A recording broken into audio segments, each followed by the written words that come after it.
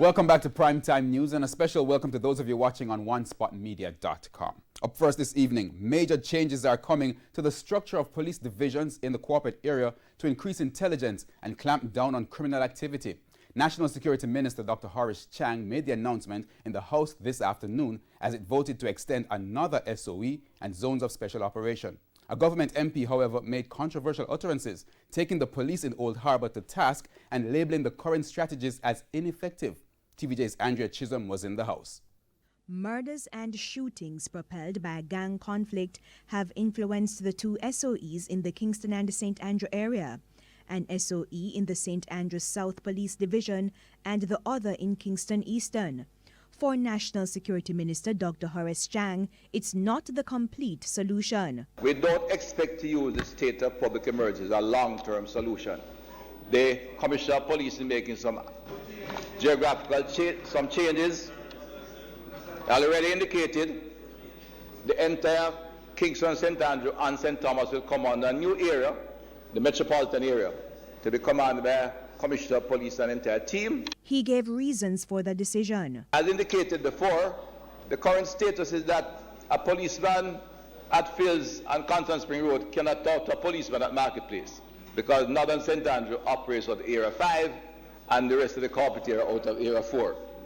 That kind of activity leads to a dissonance in intelligence, in corporate operational activity and so forth. That is the change, and it's being changed this month. As the minister announced changes to the Kingston and St. Andrew area, his colleague Everald Warmington took issue with aspects of the SOE in St. Catherine. Mr. Warmington wants to go back to the days of curfews where police cordon and search areas. You shut it down from 6 to 6 for an entire week. Go inside there, search the area.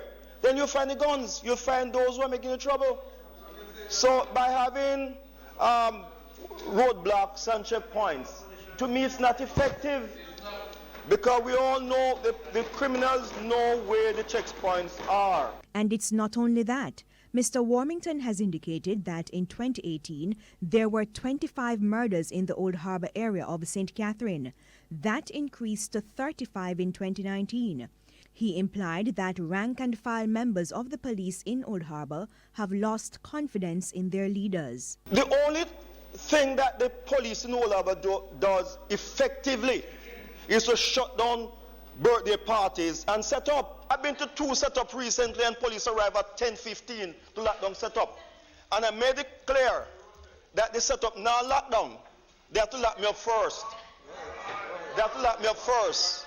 But the set-up going to lock down at 10:15. Because you are there to sympathize with your colleagues, your neighbor. That is not what the police is supposed to be doing. They need to go out there to curb crime, to find the gangsters and leave the parties and the setup alone. I would hate to step into the constituency and persons believe that the role that a member of parliament is intended to play is to tell the police that them can't do their job. Opposition MP Dr. Dayton Campbell said Mr. Warmington's actions had set a dangerous precedent and he should withdraw the comment. Up until the time when Parliament voted to extend the SOE in Kingston Eastern and the ZOSOs in Denham Town and Mount Salem, there was no withdrawal from Mr. Warmington. Andrea Chisholm, TVJ News.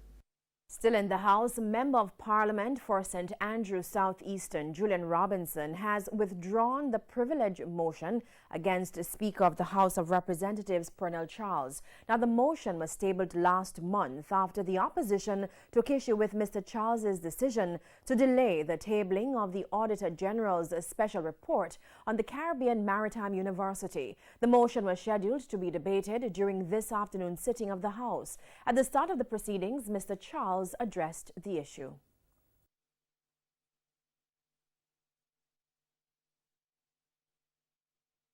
I wish to say to members that I, Pernell Charles, had no intention of covering up or misleading the House in any way.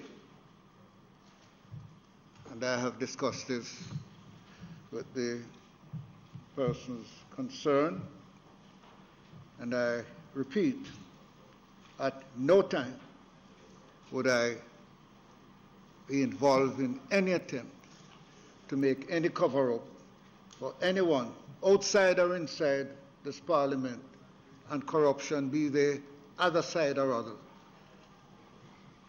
Thank you very much. Mr. Robinson. Mr. Speaker, in light of your statement, I serve notice that I intend to withdraw the motion which is standing in my name.